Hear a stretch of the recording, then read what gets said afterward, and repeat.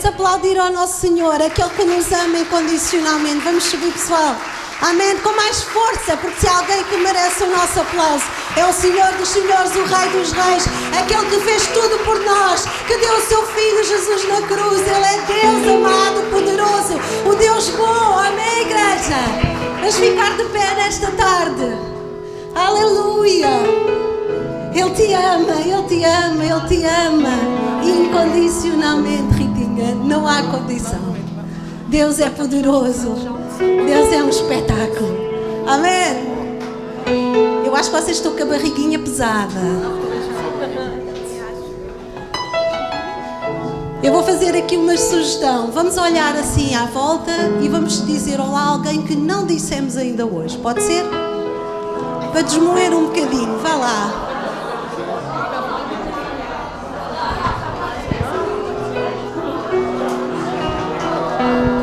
Podem dizer, sabes, Deus te ama tal qual tu és. Ele te ama, Ele se preocupa contigo. Aleluia. Deus é bom. Ele é um Deus de misericórdia. Ele é o Deus da graça. Amém. No Salmo 23 diz: no fim a bondade e misericórdia certamente me seguirão todos os dias da minha vida.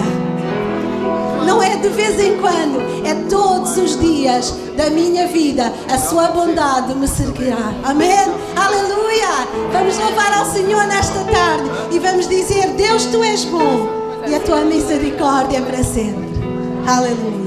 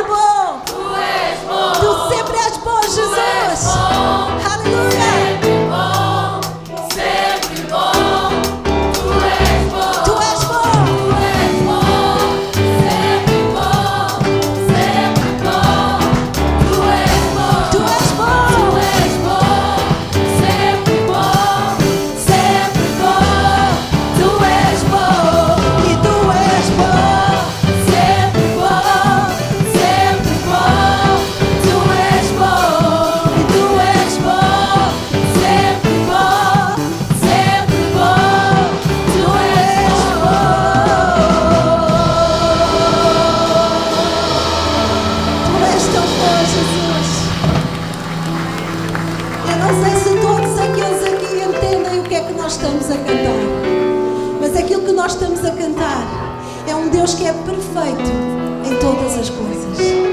Porque Ele é o Deus que é bom, mas Ele é o Deus que cura, Ele é o Deus que liberta, Ele é o Deus que transforma, Ele é o Deus que destrói tudo aquilo que está errado e Ele constrói de novo. Aleluia!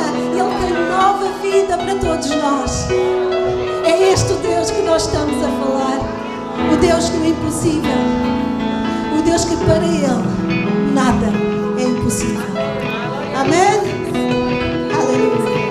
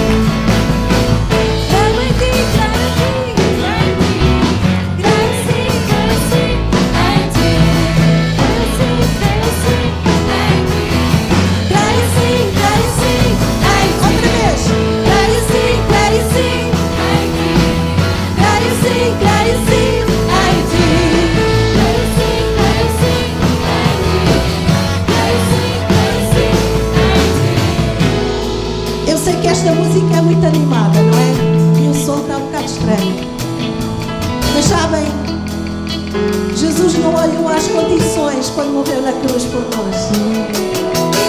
É que se ele olhasse às condições que o rodeava, ele saía dali e pensava: porque é que eu vou sofrer? Nada disto me agrada. Mas ele não olhou às situações, ele deu tudo. E nesta tarde que a gente possa não olhar às circunstâncias, não olhar o som, não olhar quem está ao meu lado, não olhar o que é que vão pensar de mim quando eu pulo, quando eu levanto o meu braço, mas dizer: se Jesus deu tudo por mim, eu vou dar tudo por ti, Jesus. Eu creio em ti, eu creio em ti, eu creio no teu poder, eu creio em quem tu és. Eu vou falar com tudo o que há de mim. Dentro de mim eu vou dizer: sim, eu creio em ti. Amém? Vamos levantar as nossas mãos. Todos, vamos, aqueles que amam o Senhor nesta tarde, levanta as tuas mãos em nome de Jesus. Aleluia. E vamos dizer: creio sim em ti. Pode ser? E diz isso ao Senhor: Senhor, nas circunstâncias que eu estou a viver da minha vida agora, eu creio em ti. Na doença que eu estou a viver, eu creio em ti. Na circunstância da minha família, dos meus filhos, seja quem for, eu creio em ti. Na circunstância do meu trabalho, eu creio em ti. Eu creio no Deus que tem todo o poder. Eu creio no Deus que pode fazer qualquer coisa. Esse é o meu Deus. Aleluia. Aleluia. Eu creio em ti, Senhor. Aleluia. Vamos dizer ao Senhor: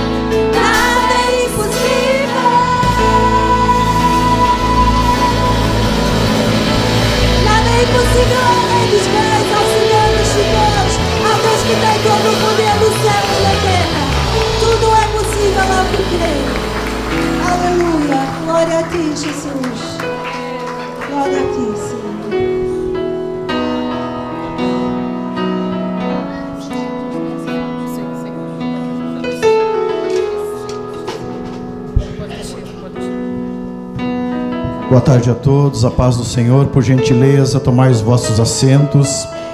Amém? Glória a Deus. Foi-me dada a oportunidade, irmãos, de eu dar um testemunho. Quantos aqui creem no poder transformador de Jesus Cristo? Transformação, mudança de vida, arrependimento, salvação, vida eterna. Irmãos, para aqueles que não me conhecem, eu sou o pastor Vilney Plocharski. Não é língua estranha, irmãos, não. É o meu sobrenome. Eu sou natural do Brasil, do Rio Grande do Sul. Eu queria usar as palavras, o tempo que é me dado, para expressar o que Deus faz na vida de uma pessoa. Talvez você me olhe assim e diga, mas o que esse brasileiro quer aqui? Tem algo por trás da vida da gente que muitos não veem. Amém? Irmãos, eu me converti no ano de 1996. Antes de eu ser crente, de crer no Senhor, eu era um miserável de um macumbeiro. Eu jogava tarô, eu lidava com espiritismo, eu lidava com umbanda, eu lidava com quimbanda, com tudo que tem do outro lado. Um homem que tinha uma sede de Deus, mas não conhecia Deus. Um dia eu conheci a minha esposa, ela me convidou para ir na casa de um irmão, fui na casa dele, lá ele tinha vindo da Bolívia, ele tinha um passado muito, muito estranho. Ele esteve preso no Carandiru durante um tempo, no tempo que existia, por crime, era um criminoso. Mas Jesus encontrou ele, ele se converteu e virou missionário na Bolívia. E um dia eu estou na casa dele, com a minha esposa, e eu, como era um homem que estudava muito, e eu queria um confronto com ele, mas ele nunca deixou. Chegou no final do dia, ele diz assim, vamos a um culto? E eu, vamos. Me tratou tão bem, era um ganhador de almas nato. Ele me convidou, vamos a um culto? Vamos. Cheguei, entramos 8 pessoas num Fusca azul, ou uma carocha. Era uma noite chuvosa, ele andava acho que uns 90 por hora naquela... Ali eu já comecei a crer no Senhor. Fomos naquela igreja, numa cidade, numa congregação chamada Cidade Nova, e era um culto muito pequeno, a igreja era muito pequena, e naquela noite... Eu dobrei o meu joelho, ele pregou, eu dobrei o meu joelho, eu aceitei Jesus Cristo. A partir daquele dia, houve uma transformação radical na minha vida. Eu estava já 3 anos e meio envolvido na bruxaria. Cheguei em casa, peguei a Bíblia da mãe, a mãe tinha uma Bíblia, peguei aquela Bíblia, e em 4 meses eu li toda a Bíblia Sagrada, de Gênesis e Apocalipse.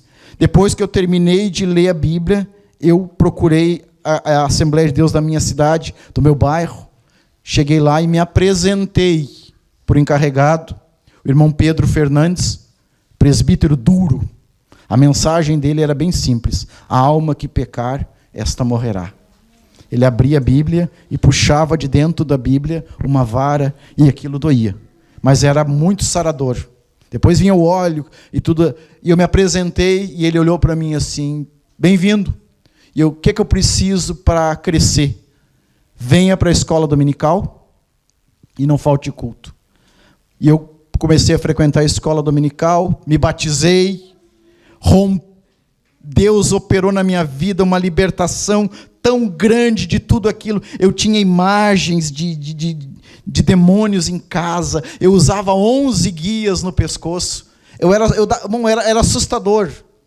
Irmãos, era um negócio, todo mundo na minha rua sabia quem eu era, e de repente, tudo aquilo se passou, tudo passou, me batizei, e eu fui ameaçado de morte, porque o mundo espiritual é real, existe um mundo espiritual, existe isso, é real. E me ameaçaram, nós vamos te matar, que nós vamos te destruir.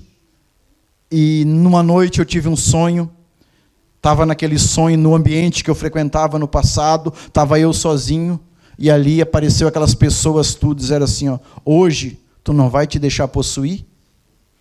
E a palavra de Deus falou no meu coração assim, hoje existe um Deus que se conhece e que deve ser invocado.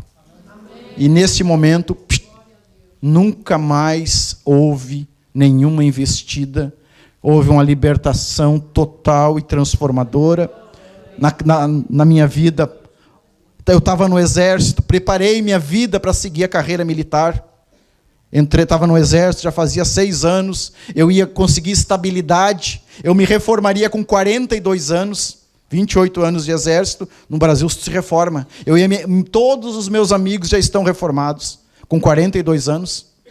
Então, quando eu conheci Jesus, aquilo tudo que eu almejava usar aquela farda. Eu me senti orgulhoso daquilo.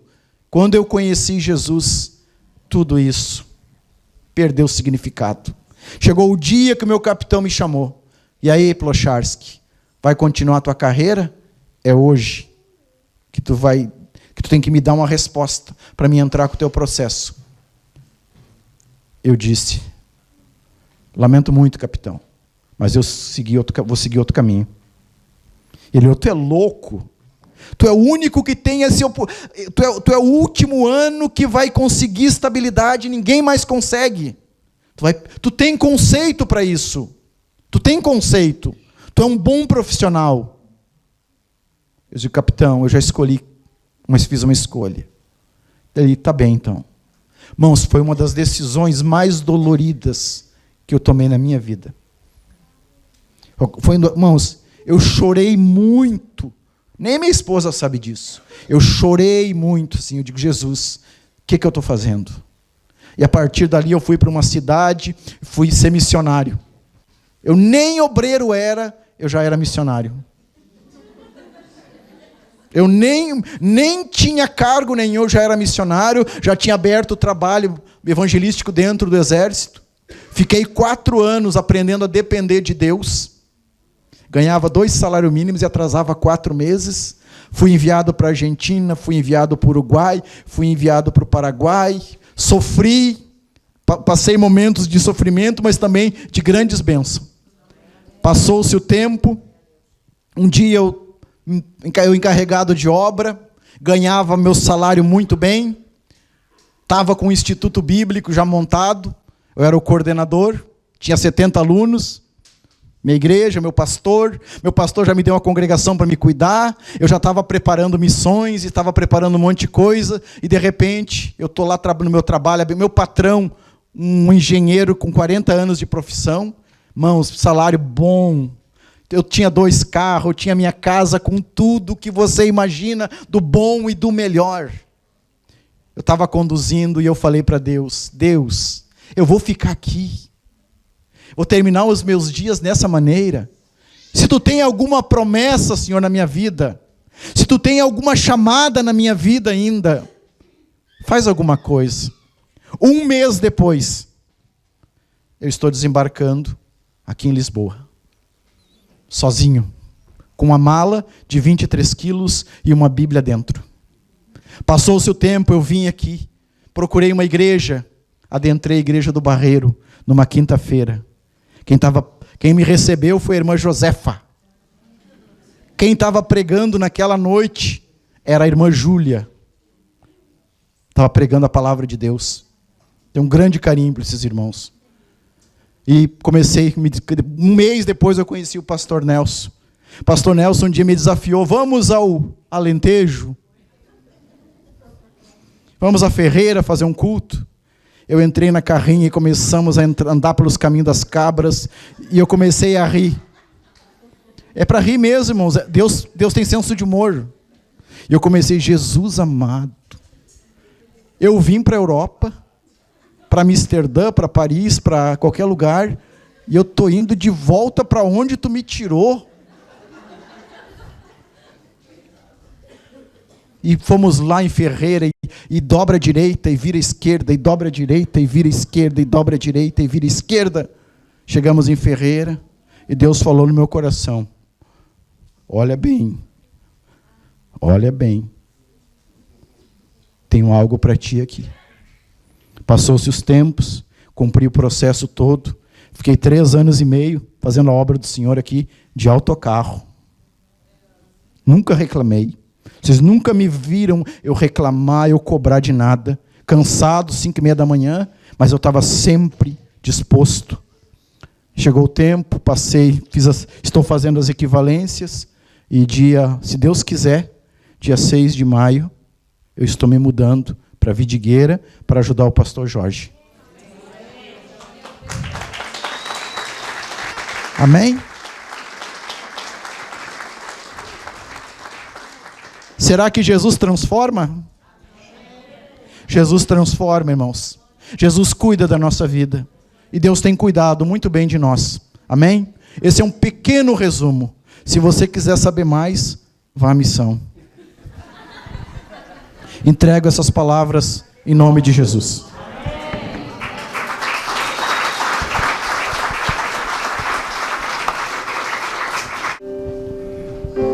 É este o Jesus que temos falado desde que chegámos aqui hoje de manhã. O Jesus que transforma. Podem subir. Pessoal, hoje já está cansado, né? Mas é o Jesus que desde sempre amou as pessoas de tal e qual como elas são. Jesus amava comer e estar com os pecadores. Vamos ler na Bíblia. Vocês estão-me a ouvir? Não? Não me estão a ouvir? Jorginho aí atrás. Eu estou-me a ouvir, por isso é que está... Peço desculpa. Mas ali os nossos... Vamos aplaudir também. Vamos dar valor a quem merece, está bem? Vamos honrar. Obrigado pelo vosso trabalho. Não é fácil.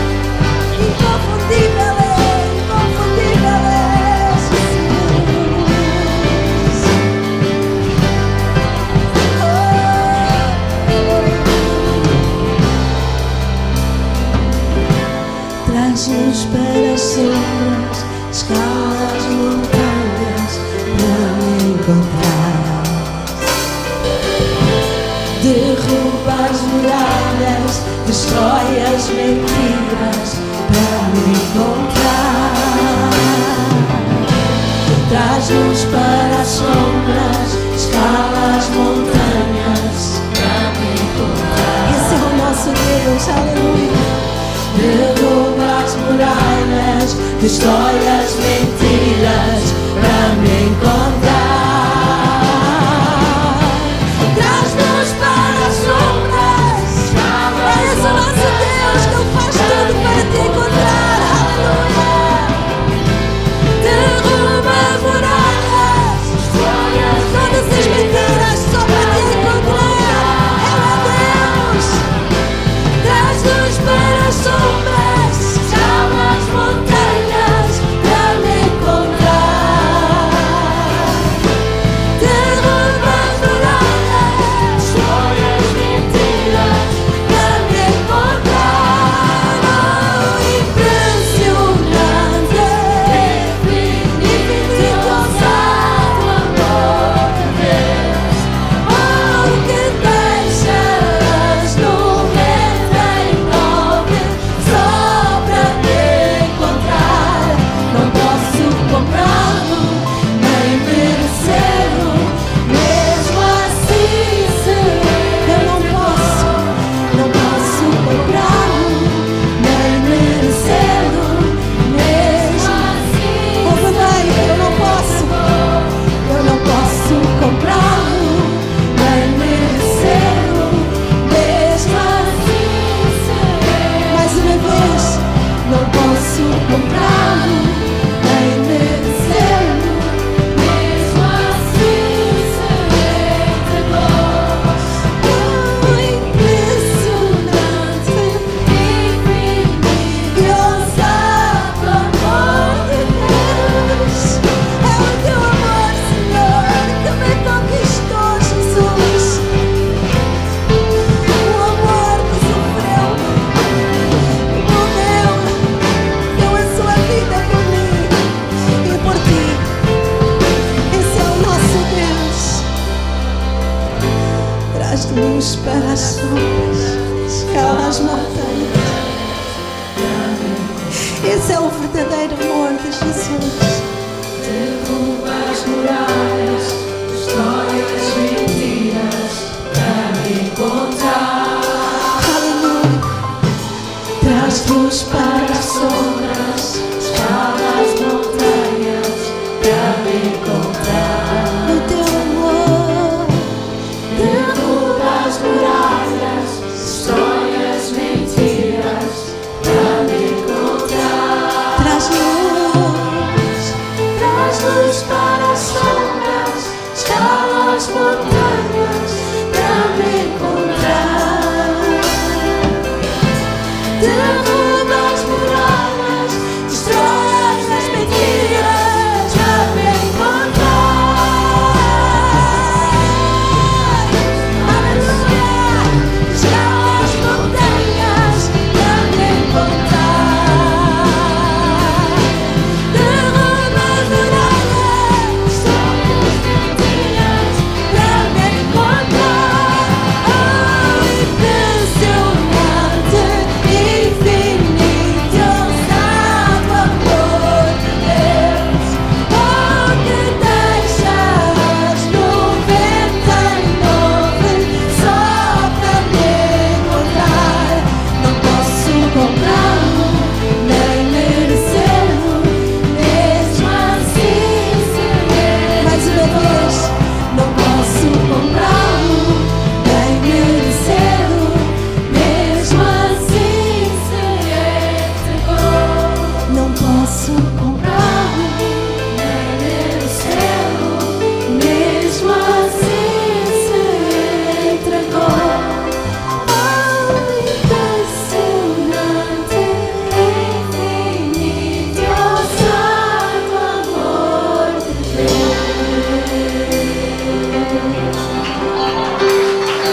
Obrigada pelo teu amor, Jesus.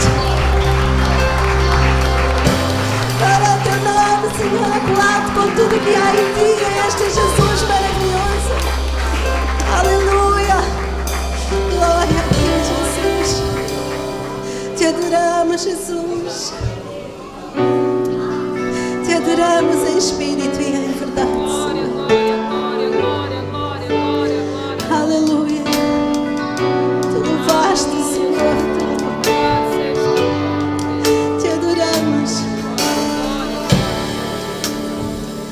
Levaste a minha cruz com tua morte, liberdade compraste. A ti a vida dou e canto a tua bondade. Levaste a minha cruz,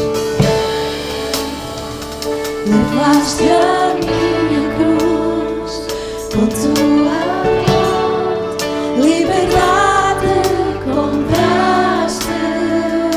A ti a vida dou, a ti a vida dou e cantarei tua bondade para sempre. Digno é teu nome, Jesus, teu é o louvor. Digno é, Senhor,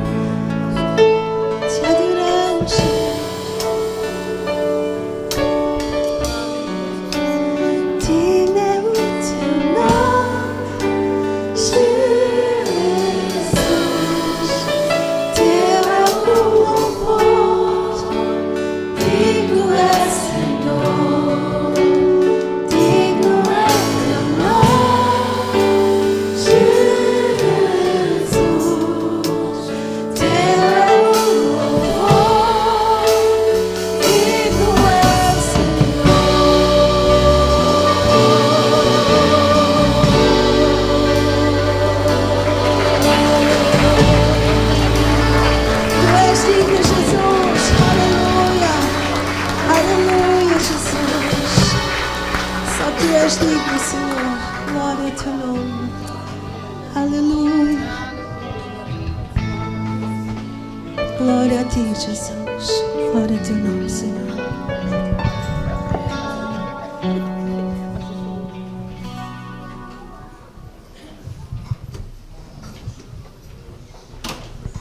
Glória a Jesus.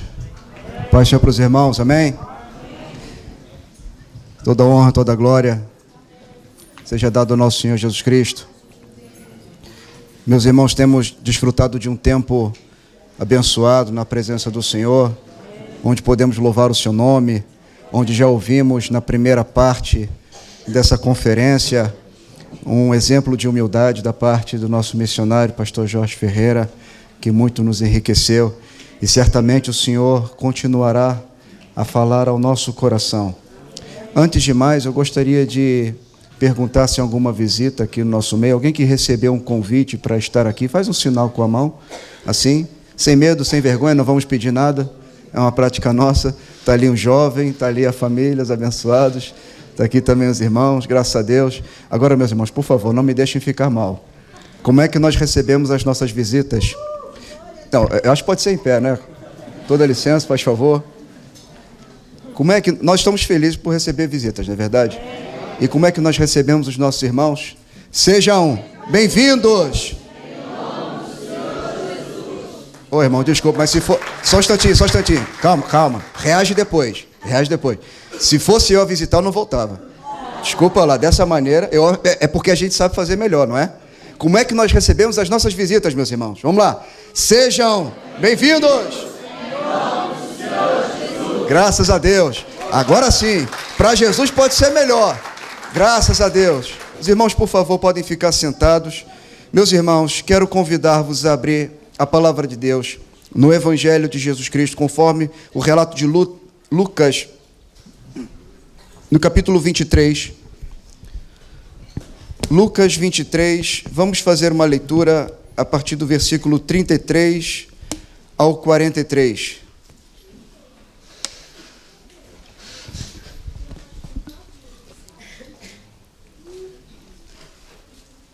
Lucas 23, do 33 ao 43. Os irmãos encontraram? Digo amém. E diz-nos assim o texto da palavra de Deus. E quando chegaram ao lugar chamado a Caveira, ali o crucificaram, e aos malfeitores, um à direita e outro à esquerda. E dizia Jesus: Pai, perdoa-lhes, porque não sabem o que fazem. E repartindo as suas vestes, lançaram sortes, e o povo estava olhando. E também os príncipes zombavam dele, dizendo: aos outros salvou, salve-se a si mesmo, se este é o Cristo, o escolhido de Deus. E também os soldados escarneciam dele, chegando-se a ele e apresentando-lhe vinagre e dizendo: se tu és o rei dos judeus, salva-te a ti mesmo. E também por cima dele estava um título escrito em letras gregas, romanas e hebraicas: este é o rei dos judeus. E um dos malfeitores que estavam pendurados blasfemava dele, dizendo: se tu és o Cristo, salva-te a ti mesmo e a nós. Respondendo, porém, o outro repreendia-o, dizendo: tu nem ainda temes a Deus, estando na mesma condenação? Nós, na verdade, com justiça, porque recebemos o que os nossos feitos mereciam, mas este nenhum mal fez. E disse a Jesus: Senhor, lembra-te de mim quando entrares no teu reino. E disse-lhe Jesus: em verdade te digo que hoje estarás comigo no paraíso. Feche os seus olhos, curva a sua fronte. Vamos falar com o Pai. Senhor Deus Todo-Poderoso, estamos na Tua presença com gratidão, com alegria, para celebrar essa festa para Ti, em que Tu és o centro das atenções, Tu és o homenageado. Pedimos que o Senhor receba toda a honra, todo o louvor, toda a adoração, que o Senhor ocupe o lugar de destaque nessa tarde, ó Pai. E agora que abrimos a Tua palavra, que o Teu Espírito fale ao nosso coração. Queremos ser exortados, consolados e edificados por Ti. Que o Senhor trabalhe na vida, na mente, no entendimento de cada um, e que nós possamos sair daqui com uma decisão e uma resolução firme, no nome de Jesus. Amém. Meus irmãos, nós estamos, em que pese, debaixo de um tema geral para essa conferência, nomeadamente relacionado aos campos que já estão preparados, já estão prontos para a cega. Eu gostaria de dar continuidade, abrindo o Evangelho nessa porção que nós acabamos de ler, para que os irmãos percebam o que estava acontecendo naquele momento. Jerusalém estava em festa. Era a festa mais concorrida dos judeus, a festa da Páscoa, quando de repente a cidade é sacudida, é abalada com a notícia de que Jesus de Nazaré, o rabi da Galileia, ele estava encarcerado, agora estava preso. Na sexta-feira pela manhã, Jesus Cristo é levado a Pilatos, que consegue perceber com total clareza que Jesus é inocente.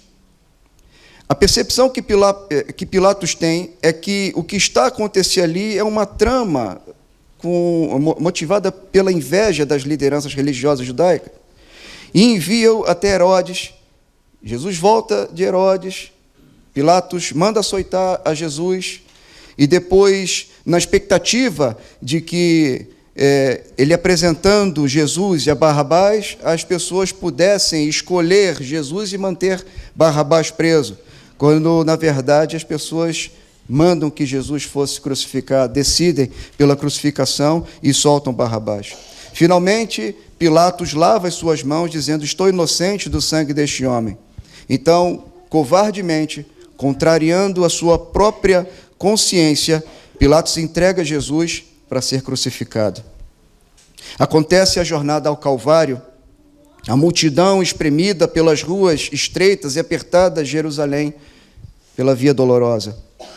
Os soldados empurram a Jesus até que levam-no para um lugar fora dos muros da cidade, ali no lugar chamado Gólgota, Caveira, o Calvário, e ali crucificam a Jesus. Do lado direito é crucificado, juntamente com o Senhor Jesus Cristo, um malfeitor, um salteador, um ladrão, um bandido. Do lado esquerdo, outro da igual natureza, de igual característica, também um malfeitor, crucificado do lado esquerdo. Jesus é crucificado no meio de dois salteadores, de dois bandidos. Isso, na verdade, leva-nos a entender que o Senhor Jesus Cristo é o divisor dos homens para mostrar uma coisa. Ambos os homens, do lado direito ou do lado esquerdo, estão perdidos. São malfeitores, são bandidos, contrariaram a lei, contrariaram o que o governo havia determinado como regra de vida para a sociedade. De um lado tem um que se arrepende, como nós acabamos de ler, e do outro lado tem um que se mantém rebelde. Apesar disso, meus irmãos, nós vimos que um dos ladrões, embora tenha vivido também uma vida de roubo, uma vida de assalto, uma vida de transgressão, que tenha vivido à margem da lei, transgredindo a lei, quando ele ouve Jesus, ele se arrepende, clama por misericórdia e é salvo. Do outro lado, do lado esquerdo, está também o outro malfeitor, que também vivendo ao arrepio da lei, mesmo vendo Jesus, escutando Jesus, mantém-se incrédulo e rebelde. Esse aqui do lado direito é salvo, enquanto que o ladrão do lado esquerdo é condenado eternamente. Eu gostaria então que nós olhássemos para esse texto com a Bíblia aberta, por favor, e nós tirássemos algumas lições das 3 cruzes no Calvário. Gostaria de olhar com os irmãos, em primeiro lugar, para a cruz do centro, a cruz do meio. Ali estava pendurado o Rei dos Reis, o Criador do universo, o Criador de toda a terra, o Criador de toda a complexidade que você vê na natureza. Nada é simples, tudo é complexo. Ali estava o Deus que se fez carne e habitou entre nós. E a pergunta que se coloca é: por que Jesus não foi crucificado do lado direito ou do lado esquerdo? Mas ele foi crucificado exatamente no meio, no centro. Porque, na verdade, Jesus é aquele que julga os homens. O juízo pertence a Jesus. Aqueles 2 ladrões são um emblema. Eles falam de um significado para o nosso ensino nos dias de hoje. São um símbolo de toda a humanidade. Do lado direito, do lado esquerdo. Um que ouve a mensagem de Cristo, arrepende-se, alcança a salvação. E outro que, apesar de ouvir, permanece incrédulo e é condenado. Quando a Bíblia diz que todos pecaram e estão destituídos da glória de Deus, nós percebemos, meus irmãos, que nenhum de nós, potencialmente, é melhor do que aqueles 2 ladrões. Nós não somos bons o suficiente. Não existe graduação de pecado aos olhos de Deus. Deus é tão santo, meus irmãos, mas tão santo, que até uma mentirinha é uma ofensa para Deus, como se fosse um pecado de homicídio. Essa é a santidade do nosso Deus e, portanto, pela condição de pecado de toda a humanidade, nenhum de nós é melhor do que aqueles ladrões, aqueles bandidos que estavam crucificados ao lado de Jesus. Todos pecaram e, portanto, são injustos, todos merecem a condenação, todos nós, meus irmãos, se não fosse a fé no Senhor Jesus Cristo, estaríamos condenados por toda a eternidade. Mas Jesus, ele está na cruz do centro, porque é ele que julga entre aqueles que são salvos e aqueles que se perdem. Quem crê e for batizado será salvo. Quem não crê será condenado. O fator preponderante da salvação é a fé. E isso não é realizado por obras, não vem por nenhum gesto de boa vontade que nós façamos. É pela graça de Deus. Resumindo, a salvação é simplesmente porque Deus quis, Deus decidiu na sua eternidade que nós fôssemos salvos. Mas Ele deu um caminho, que fosse pela fé no seu Filho, Jesus Cristo. E, portanto, Jesus está na cruz do centro, não porque é o maior pecador, atenção. De fato, Ele não tem pecado nenhum. Ele não pecou, mas Ele está na cruz do centro, porque assumiu o seu, o meu, o nosso lugar. Ele tomou o nosso pecado e cravou na cruz, sendo nosso substituto. Ele está na cruz do centro porque Deus lançou sobre Ele a iniquidade de todos nós. O seu pecado, o meu pecado, que fazia com que nós fôssemos réu de juízo, o Pai lança sobre o seu Filho. Ele está na cruz do centro exatamente porque Deus quis que Ele carregasse. Ele vocacionou seu Filho, já foi falado aqui de manhã, fez do seu Filho missionário. o seu Filho Jesus Cristo, ele leva os nossos pecados. Ele carrega sobre o madeiro o seu corpo, todas as nossas transgressões. Jesus Cristo está na cruz do centro porque se identificou com você e comigo. Ele se fez pecado por nós. Ele se fez maldição por nós. Ele foi moído naquela cruz. E diz o texto, o relato do profeta Isaías, agradou ao Pai moê-lo.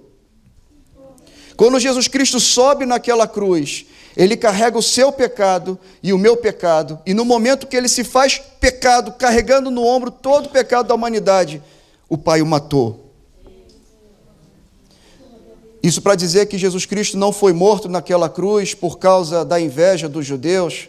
Ele não foi morto naquela cruz porque os soldados o empurraram com violência. Ele não foi morto naquela cruz por causa do poder do Império Romano, mas ele foi morto naquela cruz porque Deus amou o mundo de tal maneira que deu seu Filho para que todo aquele que nele crê não pereça, mas tenha vida eterna.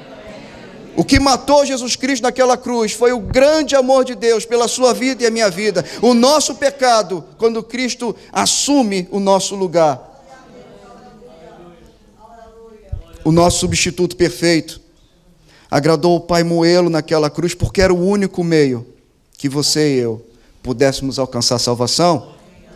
Ele estava na cruz do centro porque diz a Bíblia, o Pai o entregou por amor. O Pai não poupou seu próprio Filho, antes por todos nós o entregou. Entendendo você e eu, meus irmãos, nós precisamos entender isso. Que não foi nenhuma atitude humana, mas foi o próprio amor de Deus. Ele foi para aquela cruz por amor, o amor do Pai. Ele foi para aquela cruz, meus irmãos, porque o Pai entregou por cada um de nós. Para aquela cruz ele foi voluntariamente e não levou em conta a vergonha, a ignomínia daquela cruz, em troca da alegria que estava proposta em ser o nosso Redentor. Hoje você e eu temos esperança, porque Cristo tomou o nosso lugar. Hoje você pode ser feito filho de Deus, por causa da fé na obra do Filho de Deus. Ali na cruz do centro, ele vai como bom pastor que dá a vida pelas suas ovelhas. Ele vai para aquela cruz do centro, porque ali estava o palco mais vívido do amor de Deus. Ali estava a justiça de Deus sendo executada. Deus executa a sua justiça no seu Filho. Jesus bebe sozinho e sorve até a última gota o cálice da santa e violenta ira de Deus, por você e por mim. E agora, meus irmãos, uma coisa nós podemos dizer, que não só hoje, mas também naquele dia, Jesus Cristo é a única esperança de você ser perdoado e de você ser salvo. Nada mudou desde a crucificação de Cristo. A nossa esperança é o nosso Senhor Jesus Cristo. Por você mesmo, você não pode ser salvo. Pelas suas obras, pela sua religiosidade, pelos seus méritos, pelos seus atributos morais, você não pode ser salvo. Por isso mesmo, nós precisamos olhar para Jesus, meus irmãos. Se você se arrepender e crer naquele que foi pendurado na cruz do centro, você terá a vida eterna. Agora eu quero convidar os irmãos para olharem para a cruz da esquerda. Versículo 39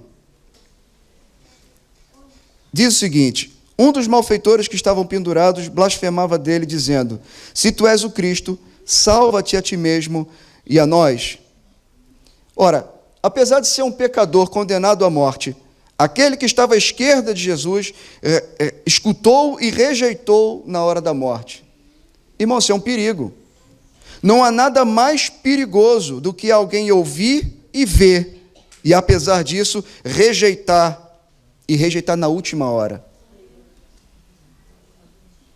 Quem sabe hoje, meus amados irmãos, não poderá ser a última oportunidade para alguém aqui, que já frequenta a igreja há tantos anos, mas ainda não tomou uma decisão de seguir verdadeiramente o Filho de Deus.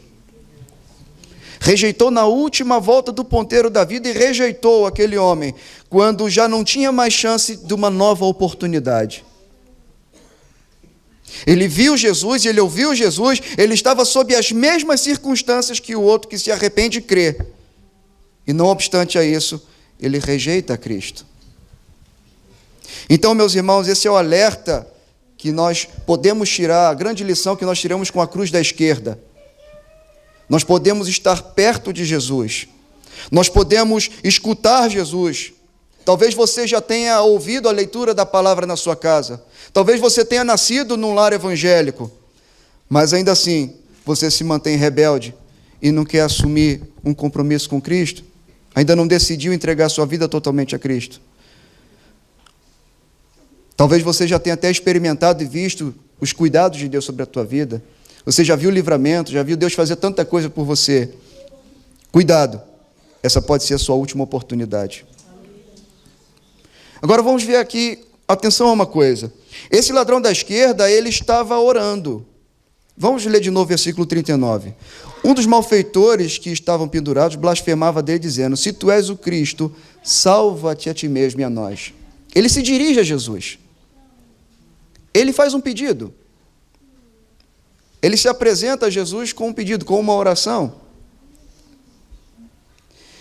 Mas mesmo assim ele permanece perdido. E por quê? Ele faz uma oração, ele se dirige a Jesus, mas ele se mantém perdido porque ele não abre o seu coração. Quantos têm vivido de maneira que até conhecem Jesus, já ouviram falar de Jesus, conhecem a Bíblia, mas ainda assim permanece seu coração duro, não crê de todo o coração, não aceita a mensagem do Filho de Deus, não aceita tomar uma posição com Jesus. Ele se dirige a Jesus nesses termos: não és tu o Cristo? Salva-te a ti mesmo e a nós. Na verdade, o que ele estava tentando era ser salvo do seu próprio jeito. No Brasil, nós chamamos de jeitinho. Queria dar um jeitinho para ser salvo.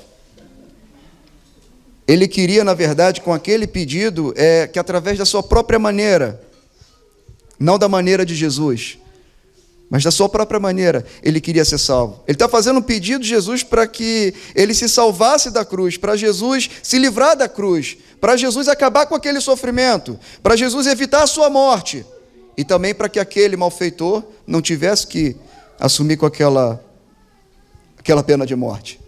É um pedido louco, é um pedido insensato, porque se Jesus tivesse descido daquela cruz, nós desceríamos ao inferno.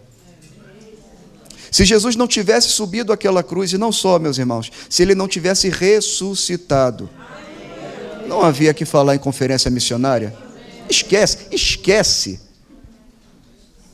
Mas porque ele suportou até o fim, foi fiel até a morte e morte de cruz. Ao terceiro dia ele ressuscitou, está vivo, aleluia.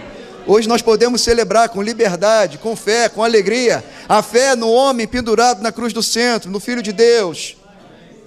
Não há outra maneira de ser salvo, não há aqui jeitinhos, meus irmãos, não podemos ser salvos da nossa maneira. Não há nada aqui em inventar, já está determinado por Deus.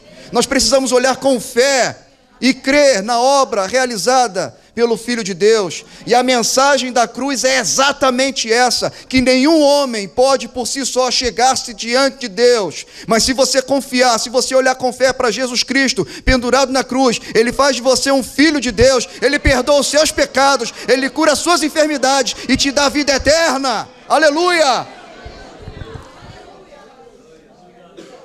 É um pedido louco que Ele faz. Ora, se tu és o Filho de Deus, então desça daí. Para que essa cruz? Por que nós temos que passar por isso? Esse pedido ele vai exatamente na contramão de todo o projeto redentor de Deus. Eu quero dizer, meus irmãos, e por favor entendam isso, a cruz não foi um acidente de percurso. A cruz sempre esteve incrustada diante dos olhos de Jesus. A cruz não é o plano B de Deus. A cruz é o plano da eternidade do Deus Salvador, para que você e eu, que andávamos perdidos nos nossos pecados, andávamos rebolando na lata do lixo do pecado da iniquidade, por causa do que Cristo fez, hoje nós temos esperança e temos perdão. Aquela cruz, quem devia estar pendurado lá era você, era eu. Nós merecíamos a cruz, mas Ele tomou o nosso lugar. É o Cordeiro de Deus que tira o pecado do mundo. É o nosso Redentor. Aleluia. Louvado seja o nome do Senhor. Se Jesus não suportasse a ira de Deus, que deveria cair sobre a sua cabeça, sobre a minha cabeça, se Jesus não suportasse, meus irmãos, nós estaríamos condenados irremediavelmente. Não haveria nenhuma outra esperança. E, portanto, o que este ladrão está pedindo é uma salvação pelas obras, uma salvação humanista, uma salvação pelos méritos, uma salvação que não passa pela cruz, uma salvação que não passa pelo sangue remidor de Jesus. É uma salvação que não passa pela graça de Deus. Infelizmente, há muitas pessoas que querem ser salvas do seu próprio jeito, pelas suas obras, pelos seus merecimentos, salvos pelos seus predicados morais, salvos pelos seus atributos religiosos. Por esse caminho não há salvação, igreja. Por isso, este homem, ele perde a sua última oportunidade.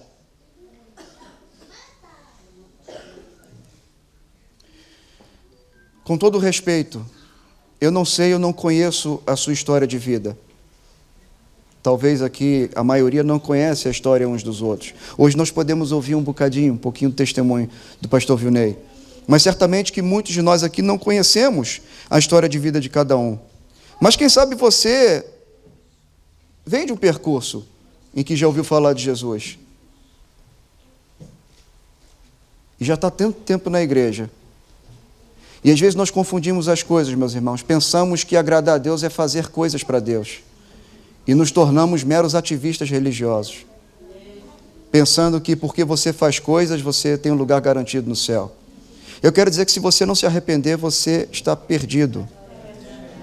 Só há uma maneira de alcançar a salvação.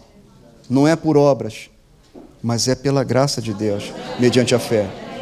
Agora não podemos esquecer o outro lado, que só deve praticar boas obras, só deve realizar obras aqueles que são salvos pela graça de Deus. Portanto, eu não faço obras, eu não pratico obras para ser salvo, mas porque eu sou salvo, porque eu tenho segurança da minha salvação em Jesus Cristo.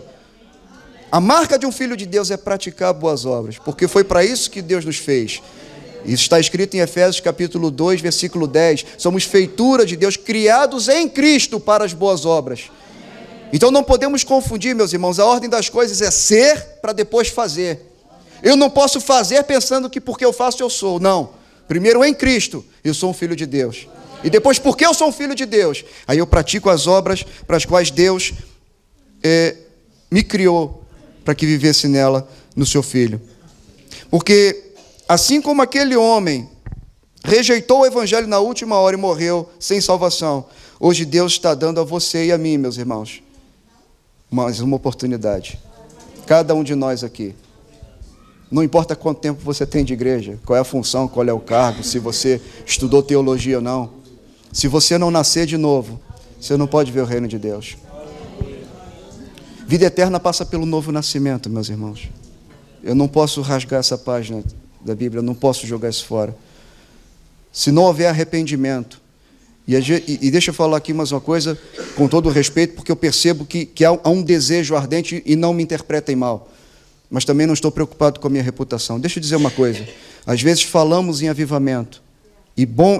É muito bom que nós falemos. É muito bom que nós venhamos a pregar sobre avivamento. Mas não vamos nos esquecer, meus irmãos, que não há nenhum avivamento. Nunca houve, nem nunca haverá um avivamento sem passar primeiro por um arrependimento e exposição das Escrituras. Você precisa entender que sem Jesus você está irremediavelmente perdido. Você é totalmente pecador. Mas a questão, meus irmãos, presta bem atenção, por favor. Não é que você alguma vez pecou. Não é que eu pequei. É que na nossa vida nós não fizemos nada além de pecar. Totalmente depravados. O coração do homem é perdidamente corrupto. E só o sangue de Jesus Cristo, só a obra que Ele realizou na cruz, é capaz de nos ligar ao Pai. Não há outra maneira. Glória a Jesus. Que o Senhor nos ajude, igreja. Quem sabe hoje poderá ser a sua última oportunidade. O futuro não pertence a nós, a nenhum de nós. Não sabemos aqui, meus irmãos, o que vai acontecer quando sairmos porta fora da igreja. Daqui a 100 anos, enquanto Cristo não voltar, esperamos que Ele venha o mais rápido possível. Mas se levar 100 anos e Cristo ainda não voltar, não estou a ver nenhum bebezinho aqui, mas normalmente está mais difícil as pessoas viverem 100 anos, né? Certamente, daqui a 100 anos, todos aqui nessa sala estarão mortos. Todos estarão mortos. E o escritor aos Hebreus diz que ao homem está destinado a morrer uma só vez, vindo depois disso o juízo. Não há segunda oportunidade. O tempo de decisão é hoje. Hoje nós precisamos tomar uma decisão e escolher qual caminho nós seguimos. O futuro está nas mãos de Deus. Hoje é o dia de haver arrependimento. Hoje é o dia de você crer no Filho de Deus. Mas agora vamos olhar para a cruz da direita. Aquele homem que foi crucificado à direita. Podemos perceber que a cruz da direita representa a aceitação. Ok? Enquanto a cruz da esquerda representa a rejeição, a cruz da direita representa a aceitação. Este homem da direita também estava condenado. Ele estava na mesma circunstância. Também viveu uma vida de pecado. Viveu uma vida à margem da lei. Se você ler no relato de Mateus, Mateus vai dizer exatamente que os dois blasfemavam de Jesus. Os dois estavam escarnecendo também de Jesus.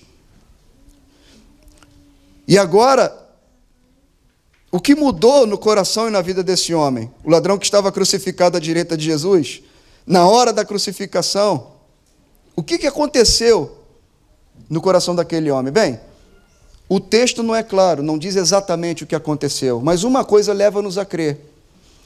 A primeira frase, a primeira coisa que Jesus diz quando ele é pendurado na cruz, ele diz: Pai, perdoa-lhes porque não sabem o que fazem. Irmãos, alguma coisa aconteceu de certeza no coração daquele homem. Enquanto ele pensava que Jesus tinha todos os motivos para ter ódio no seu coração, para querer se vingar, para blasfemar também contra aquelas pessoas, ultrajá-las, Jesus abre o seu coração e faz uma oração a Deus. E diz: Pai, não impute a esses que me matam, esses que me levaram à cruz, não lhes impute esse pecado, eles não sabem o que fazem. Jesus atenuando a responsabilidade, atenuando a culpa daqueles homens. E aquele homem ouve isso. Ele começa a observar a postura de Jesus. Ele vê a reação do Filho de Deus. Como é que Jesus está sendo golpeado, maltratado, zombado, cuspido, escarnecido, passando por todo aquele suplício? Ele ainda assim faz uma oração para aquelas pessoas. Sabe, meus irmãos, a única coisa que nós podemos concluir é que aquele homem, ele pensou: esse aqui que está no centro não é igual a mim. Ele não é como uma pessoa, não é uma pessoa qualquer. Tem que haver aqui alguma coisa de especial. Isso mexeu com a estrutura daquele homem, tocou no seu coração. Então a pergunta é: o que aconteceu com aquele homem para ser salvo? E nós vamos ver no versículo 40 em diante algumas coisas que aconteceram, e o texto é muito interessante. O que aconteceu com aquele homem para que ele pudesse ser salvo? Vamos olhar aqui para o versículo 40.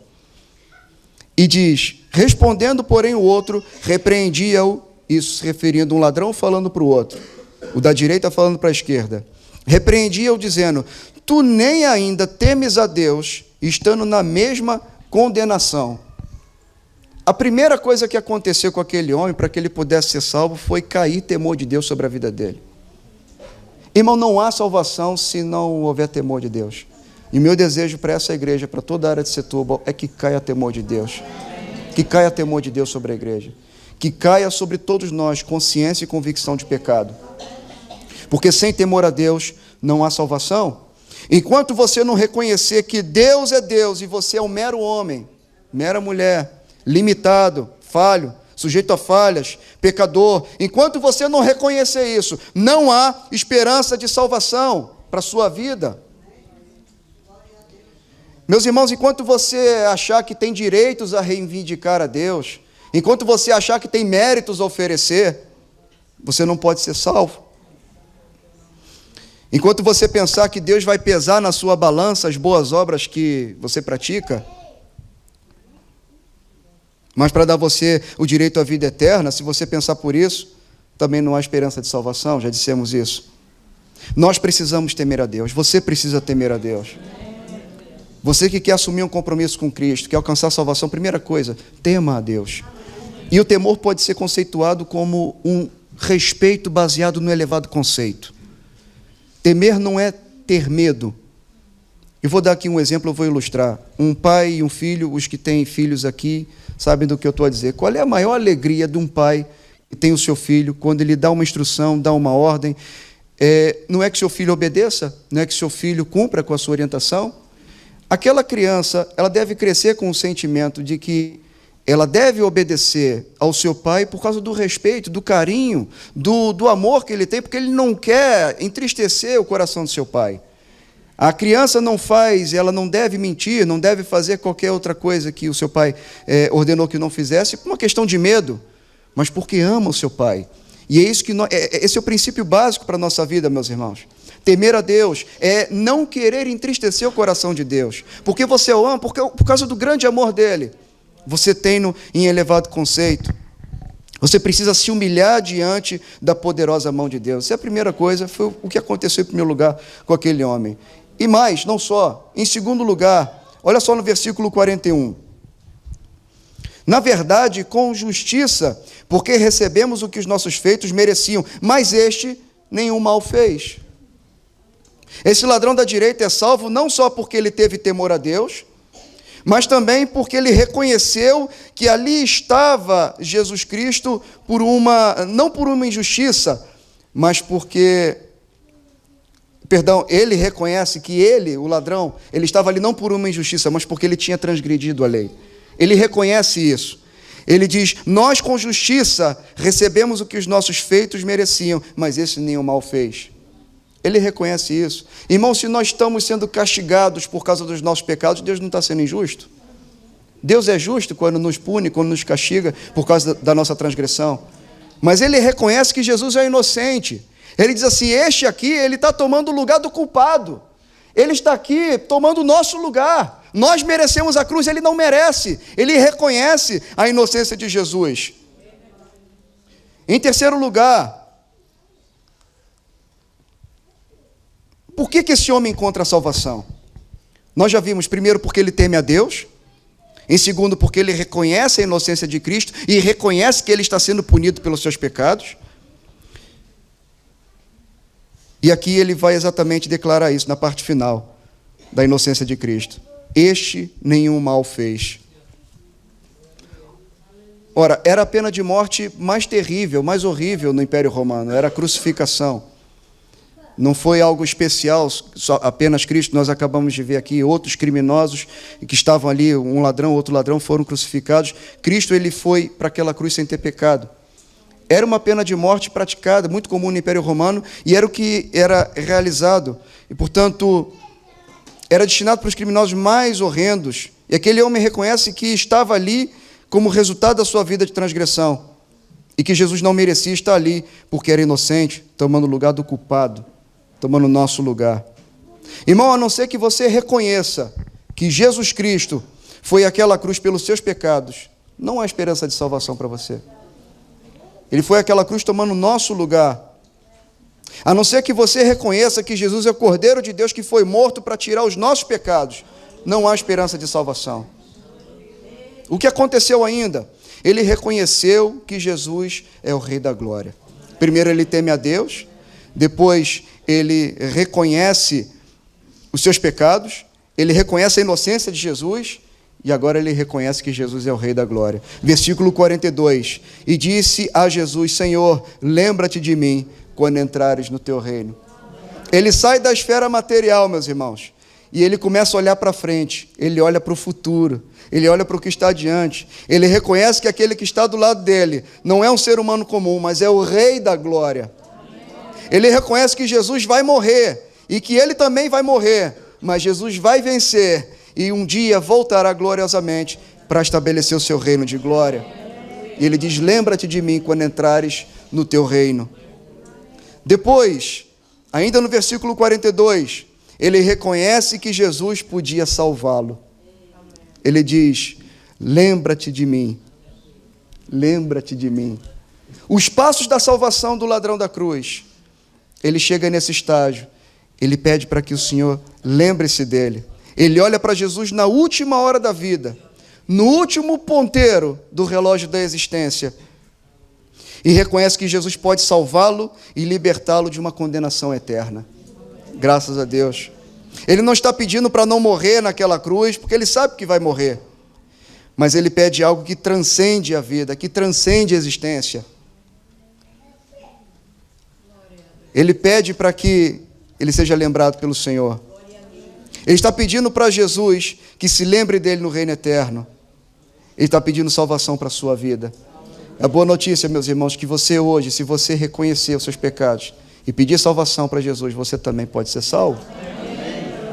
Eu posso garantir a você, meu irmão, isso é uma garantia, e com base na palavra de Deus, você pode ter o melhor dessa terra, você pode ter tudo de bom, dinheiro, cargo, posição, um bom emprego, estabilidade financeira, amigos, uma família feliz. Você pode dizer assim, esse negócio de salvação, esse negócio de vida eterna, isso não é para mim não, minha vida está muito boa. Mas se você não se arrepender, não reconhecer que é um miserável pecador, você não pode ser salvo. Nós estamos estudando lá no Pinhal Novo o Sermão da Montanha, começando pelas bem-aventuranças. E vimos que a porta de entrada do reino dos céus é a humildade de espírito. E Jesus disse, são bem-aventurados, são felizes, são felicíssimos, são mais do que felizes os humildes de espírito, porque a eles pertence o reino dos céus. Humildade de espírito é reconhecer no seu íntimo.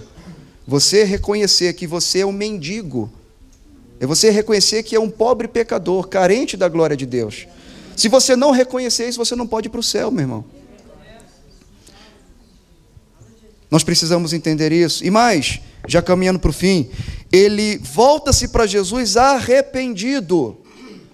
E aqui é muito interessante nós pensarmos no ciclo do arrependimento. Ele ouve as palavras de Jesus, ele vê Jesus, ele cai em si e ele se volta para Jesus. Versículo 42. E a Jesus disse, Senhor, lembra-te de mim. Ele se volta para Cristo. É muito importante, meus irmãos, nós reconhecermos como pecadores e não ficarmos parados aí. Não podemos simplesmente reconhecer o nosso pecado. Temos que tomar uma atitude. Temos que agir. Temos que ir até Jesus. E a palavra nos ensina que todo aquele que vai até Jesus de maneira alguma é lançado fora. Ele veio inicialmente para o seu povo, mas os seus o rejeitaram. Mas todos aqueles, quando o receberam, deu-lhes o poder de serem feitos filhos de Deus, a saber, aos que creem no seu nome. E aquele ladrão, ele reconhece o pecador e ele age, ele vai até Jesus e diz, lembra-te de mim. Há muitas pessoas que até se reconhecem pecadoras, até lamentam pelo pecado, até choram pelo pecado, mas não vão até Jesus, pensando que o seu pecado é grande demais para que possa ser perdoado. E eu quero dizer, meu irmão, baseado na palavra do Senhor, escreveu o apóstolo João numa das suas cartas, se nós confessarmos os nossos pecados, Ele é fiel e justo para nos perdoar os pecados e nos purificar de toda injustiça. Em Provérbios ainda diz, aquele que encobre a sua transgressão nunca prosperará, mas o que confessa e deixa, alcança a misericórdia. Portanto, há esperança para a sua vida. Se você reconhecer que Jesus é o Filho de Deus, se arrepender do seu pecado e se voltar para Ele de todo o coração, então você tem esperança para a sua vida. Este homem reconhece que só Jesus pode salvá-lo e se volta de todo o coração. Lembram-se de Judas Iscariotes? Ele reconhece que traiu sangue inocente, ele promove a restituição do dinheiro que ele recebe, ele vai até o sacerdote e devolve o dinheiro, ele reconhece que traiu sangue inocente, ele chora pelo seu pecado, mas ele não se volta a Cristo, ele não se volta para o Senhor, ele não completa o ciclo do arrependimento. Os irmãos estão entendendo? É possível, há muitas pessoas que vivem dessa forma, meus irmãos, ouvindo mentiras do diabo, como que você é um grande pecador, você é um terrível pecador, e é isso mesmo, Deus não vai te perdoar, Deus não vai te aceitar. Não acredite na mentira do inimigo. Em Cristo Jesus, os nossos pecados foram cravados naquela cruz. Eu gosto do que, quando Paulo escreve aos Colossenses, ele diz que o nosso escrito de dívida, a cédula que era contra nós, quando Jesus sobe naquela cruz, ele rasga as nossas dívidas, chamada pecado, e ele expõe publicamente, dizendo: está pago, a dívida está paga. Portanto, você não deve mais para o pecado em Cristo, porque ele pagou o preço pelo nosso pecado. Você está livre para adorar a Deus, você é livre para chegar diante de Deus em oração, você é livre para louvar o nome do Senhor. Você não tem liberdade para continuar no pecado, você tem liberdade em Cristo para vencer o pecado, para não viver mais na prática do pecado, para ter uma nova vida. Deus, nessa tarde, meu irmão, quer virar a página da sua vida, escrever uma nova história.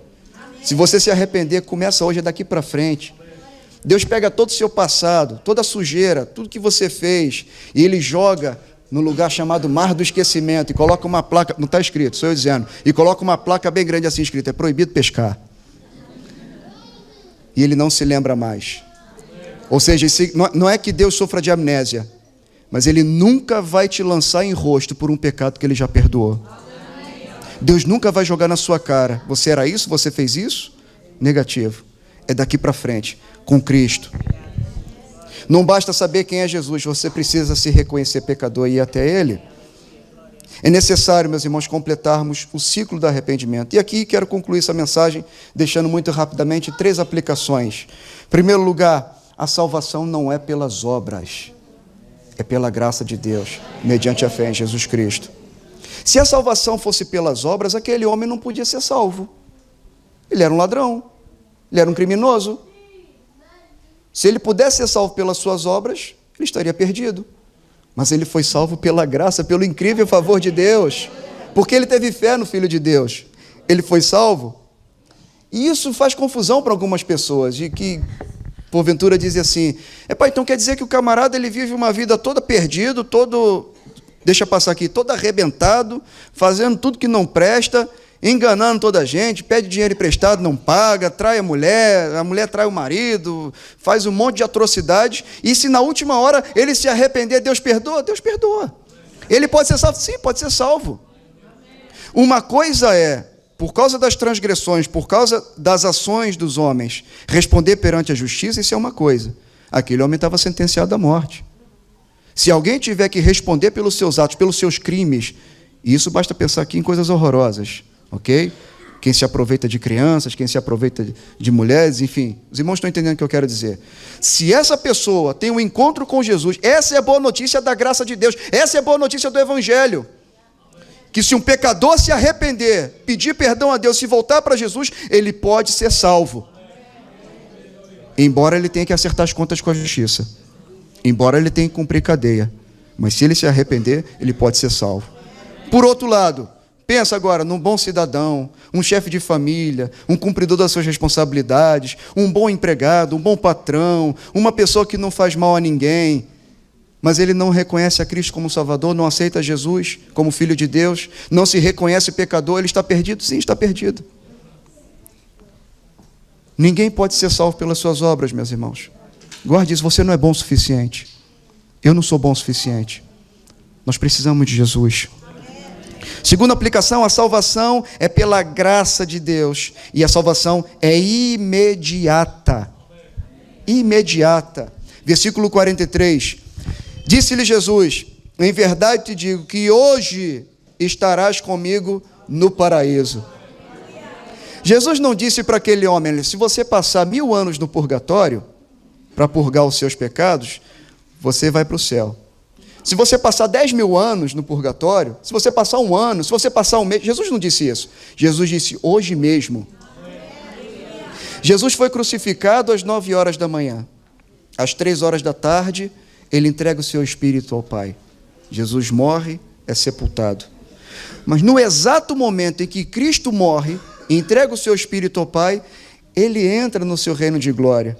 E quando aquele pecador, quando aquele ladrão da direita, arrependido, quando ele morre, ele entra imediatamente com Cristo na glória. A salvação é imediata, é pela graça de Deus. No momento que você morre, você vai estar com o Rei da glória, aleluia! Terceira aplicação, A salvação é estar em plena intimidade com Jesus Cristo. Versículo 43. Disse Jesus: em verdade digo que hoje estarás com quem? Comigo no paraíso. Irmãos, o que faz o paraíso ser paraíso é porque Jesus está lá. Não há outro motivo. O paraíso só é paraíso porque Jesus está lá. E é para lá que nós vamos. Salvação é ter intimidade com Deus por toda a eternidade. Aquelas pessoas que têm uma ideia de que é ficar sentado numa nuvenzinha, tocando harpa para sempre. Não é isso não, meus irmãos. Vida eterna é você viver eternamente com o Pai, conhecendo, amando, trabalhando para Ele, convivendo com Ele, fruindo da sua presença. Não vai ter um dia monótono, todo dia vai ter um dia diferente que você possa aprender mais. Você nunca na eternidade vai dizer assim, já sei de tudo. Não, meus irmãos, Deus é uma fonte inesgotável de sabedoria, de poder, de tudo. Essa é a terceira aplicação da salvação, por toda a eternidade conhecendo e se relacionando com o Pai. Em João 16,3, Jesus disse, a vida eterna é essa, e Ele define, que te conheçam a Ti, ó Pai, como verdadeiro Deus, e a Seu Filho Jesus Cristo. Vida eterna é conhecer a Deus, vida eterna é conhecer Jesus. E eu gostaria de concluir essa mensagem propondo aqui um desafio. Hoje, meus irmãos, todos nós estamos diante da cruz do centro. Você só tem duas opções. Você crê, você não crê. Você aceita e abraça a eternidade ou assume a responsabilidade pela sua decisão de não crer e ser condenado eternamente. Qual é a sua escolha? Qual é a sua decisão? Quero convidar os irmãos, por gentileza, a ficarem em pé. E eu quero orar com a igreja.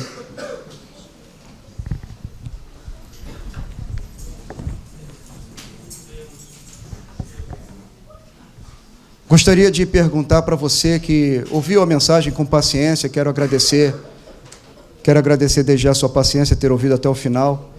Você que ouviu, entendeu a mensagem, entendeu o que foi falado aqui, a exposição do texto da palavra de Deus. E você gostaria de assumir o compromisso com Cristo, gostaria de entregar a sua vida para Ele, experimentar isso para a sua vida. Não queria que você saísse daqui sem que nós orássemos por você. Aí no seu lugar, faz assim um sinal com a mão, você quer entregar a sua vida a Cristo. Está ali uma jovem, Deus te abençoe. Mais alguém aqui gostaria de assumir um compromisso com Jesus? Irmão, isso aqui não é um convite para pertencer a uma religião, não é um convite para ser membro da igreja. O convite é para você ser um filho de Deus, para você viver na eternidade. Daqui a 100 anos, quando todos nós aqui estivermos mortos, todos nós, diz a palavra, um dia prestaremos contas e estaremos diante do Filho de Deus. Ao ouvir essa mensagem, alguma coisa uma decisão tem que ser tomada. Ou estamos diante de um falso profeta, ou a palavra foi explicada, foi ensinada, e você simplesmente não quer aceitar. A decisão é sua. Vamos fechar os nossos olhos, curvar a nossa fronte.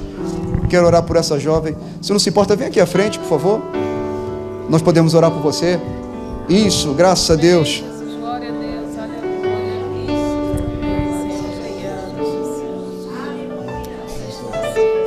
Estenda sua mão aqui à frente, igreja. Vamos orar pela Dona Teresa. Senhor Deus Todo-Poderoso, queremos te agradecer pela vida da Teresa, que acabou de tomar a decisão mais importante da sua vida. Talvez ela não tenha noção, Pai, mas ela acabou de salvar a própria alma dela. Muito obrigado, Senhor, porque o Senhor tem enviado gente pelas nossas congregações para ouvir a Tua palavra, para se render a Ti. Eu quero te agradecer porque o Teu nome é glorificado nessa terra. Que o Barreiro seja conhecido, Pai, que essa congregação seja conhecida como um farol, como uma ponta de esperança para os perdidos, que possam vir e entrar por essas portas. Muitas pessoas sedentas de ouvir a Tua palavra, de ouvir o Teu evangelho. Mas eu também te peço, prepara a congregação, prepara o coração dos crentes, para que possam receber aqueles que hão de ser família de Deus, filhos de Deus, no nome de Jesus. Te agradecemos por tudo. Amém. Eu quero fazer mais um convite àqueles que estão doentes, porventura algum enfermo aqui no nosso meio, alguém que está doente. Eu quero dizer que Jesus Cristo é poderoso para curar a enfermidade. Jesus ainda cura. O mesmo Jesus que andou por essa terra, cheio do Espírito Santo. Os cegos viram, os paralíticos andaram, os leprosos foram limpos, os mortos ressurgiram. Esse mesmo Jesus conferiu poder à sua igreja. Aqui está a igreja do Senhor. E Ele disse para nós orarmos pelos enfermos. Eu quero convidar você que está doente, sai do seu lugar, vem aqui à frente. Nós queremos orar e ministrar sobre a sua vida, em nome de Jesus. Graças a Deus. Graças a Deus. Irmão, com fé, com fé. É pela fé, meus irmãos. Deus quer operar. Não se limite, irmão, não fica preso pelo horário, por favor. Se fosse um jogo do Benfica ou do Sport, você estava lá até o final. Por favor, meu irmão, hoje é dia de festa. Pecadores estão se arrependendo. O Evangelho está sendo pregado. Deus quer continuar a operar no nosso meio. Se você está ouvindo a voz do Espírito, não endureça o seu coração. Estenda a sua mão aqui à frente, igreja. Eu quero pedir ajuda aos pastores, obreiros, se faz favor. Vamos orar a Deus. Pai, no nome de Jesus. Se ferido e quebrado tu estás, se o pecado te deixa incapaz, Jesus te chama.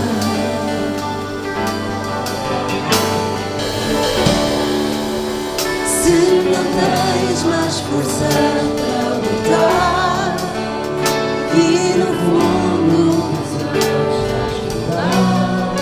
Jesus te chama.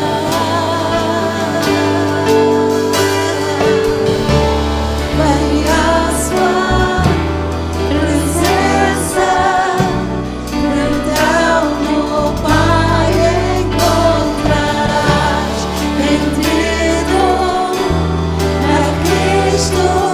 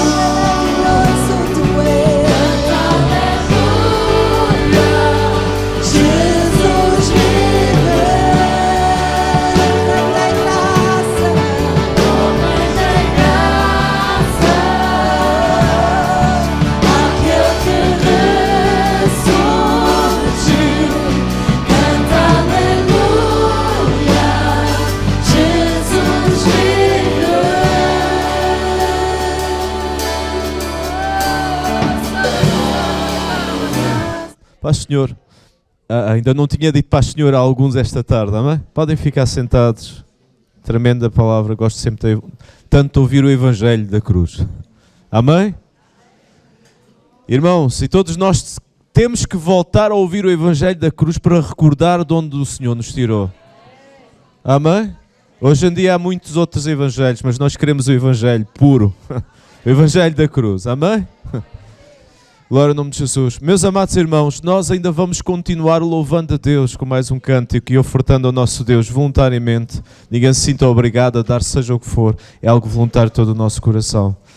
Mas queremos ainda, antes de terminar este tempo, e aproveito já esta oportunidade que estou aqui com o micro, para agradecer a todos aqueles que se esforçaram, para aqueles que estiveram envolvidos, aqueles que estiveram na música, no grupo Louvor, aqueles que acreditaram em que em tão pouco tempo nós conseguimos fazer as coisas. Porque é o Senhor que nos capacita, é o Senhor que opera.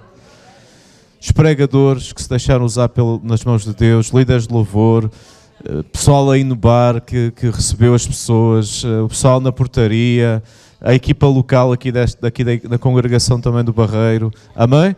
E todos os irmãos do som, Jorge, estás aí também à frente disto tudo, obrigado pelo teu coração, porque não é fácil, vocês não imaginam às vezes as noites mal dormidas e os pouco tempo e coisas que às vezes acontecem para que as coisas funcionem.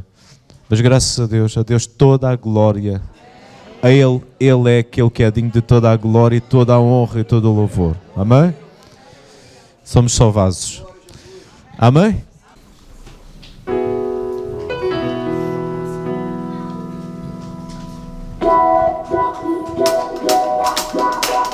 Quem quiser, ainda tiver forças, fique em pé.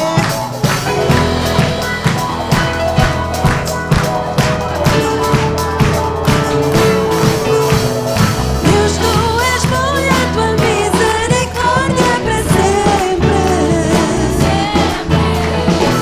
tu és bom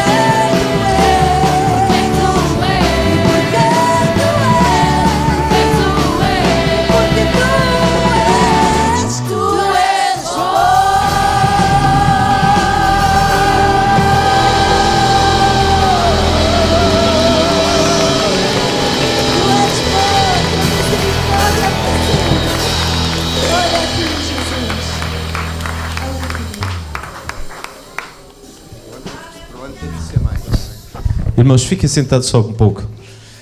E há pouco esqueci-me de uma coisa. Estamos a falar de conferência missionária e é muito importante nós orarmos pelos missionários que vão até à missão. Amém? E que vão somar-se aos nossos irmãos que estão ali. E eu vou pedir aos que estão e aos que vão que possam subir todos. Amém? Pode ser?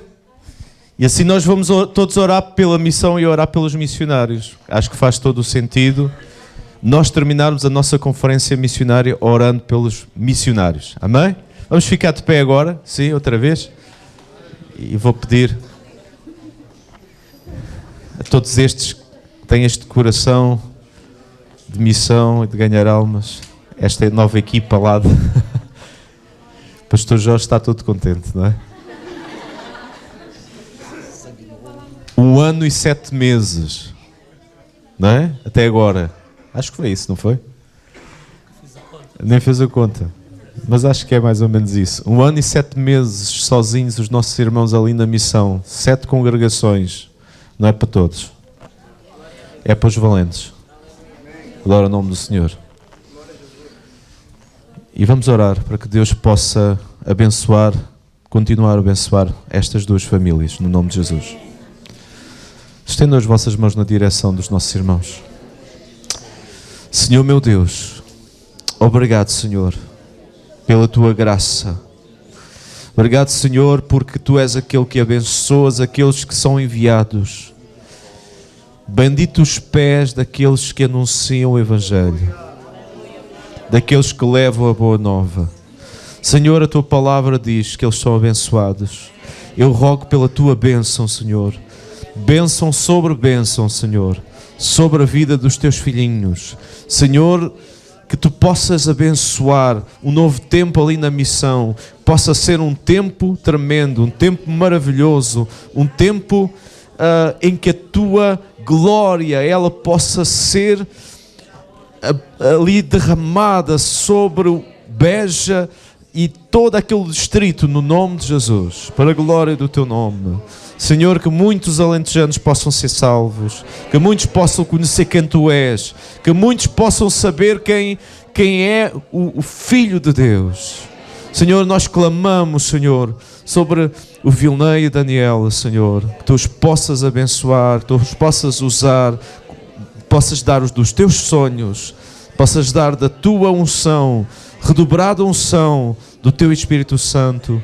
Continua a dar dos teus sonhos aos teus filhos, teu filho Jorge, tua filha Teresa. Senhor, continua a abençoar os teus servos e continua a dar da tua graça, no nome e para a glória de Jesus. Já eu te peço e te agradeço por tudo aquilo que tu fizeste, pela forma como vais continuar a fazer. Abençoa o Alentejo, no nome de Jesus. Amém. Amém.